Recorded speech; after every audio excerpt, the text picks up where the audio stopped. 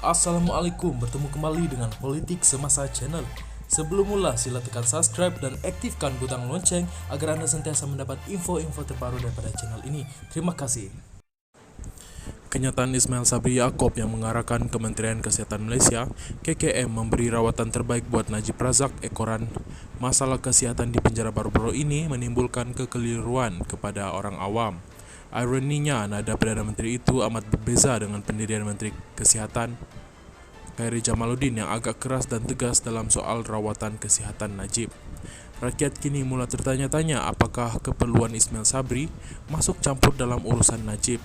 Bukankah tindakan itu hanya memberi mesej bercelaru kepada rakyat seolah-olah Perdana Menteri mempunyai konflik berkepentingan dengan seorang banduan?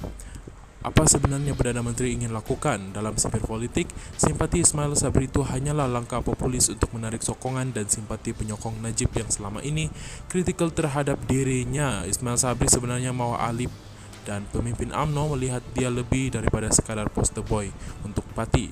Sebaliknya, susuk yang layak sebagai presiden mereka.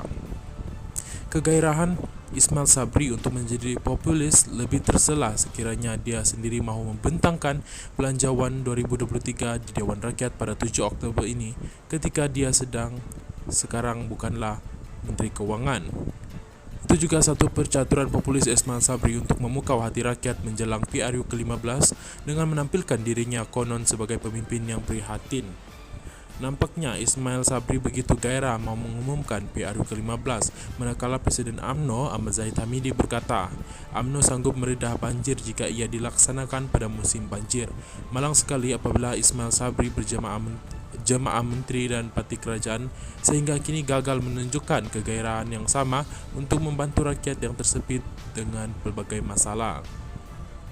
Dalam arti kata lain, kerjaan Ismail sebenarnya sedang mempersiapkan rakyat dan negara ini untuk mengharungi bencana yang lebih membebankan. Kerakusan BN dan Ismail Sabri hari ini hanya menunjukkan sisi gelap sebuah parti pemerintah yang meminggirkan aspek kemanusiaan. Pandangan populis Perdana Menteri dan UMNO BN ini telah mensia-siakan tenaga pakar dan data berasaskan sains yang sedaya upaya mahu kerajaan lebih bersiap sedia mengambil langkah drastik bagi mengatasi bencana banjir. Dari sudut yang berbeza, isu ini bukan sekadar PRU 15, bahkan menjadi bukti bagaimana kerajaan yang lemah boleh membawa bencana menyeluruh kepada kita semua. Setiap cabaran dan masalah dihadapi rakyat masih tidak mampu diselesaikan oleh kerajaan Ismail Sabri, khususnya dalam aspek pemulihan ekonomi.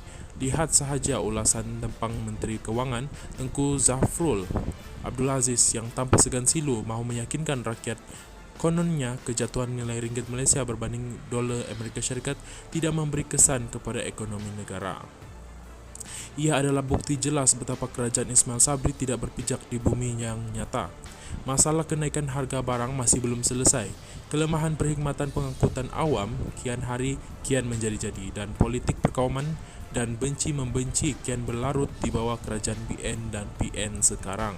Kerakusan mereka itulah yang akan menghakis kepercayaan rakyat sekaligus menjarakkan mereka daripada institusi politik yang sepatutnya membuahkan kebaikan buat semua.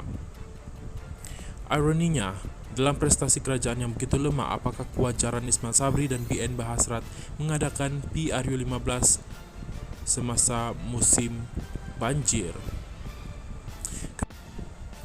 Cerita mengadakan PRU pada musim sukar sebegitu bukanlah perkara baru. Pada penghujung 2017, ada kabar angin mengatakan Najib Razak akan mengadakan PRU ke-14 pada November, iaitu sewaktu musim banjir. Meskipun tarik luput penggal Parlimen ke-13 hanya berlaku pada Ogos 2018, BN mahu mengadakan PRU ke-14 pada kadar segera atas penerimaan positif rakyat ke atas Belanjawan semasa serta perpecahan pembangkang. Menurut Mustafa Muhammad, salah seorang menteri kerajaan Najib seketika itu, PRU mustahil diadakan dalam tempoh tersebut kerana negeri Kedah, Perak dan Pulau Pinang sudah mengalami banjir.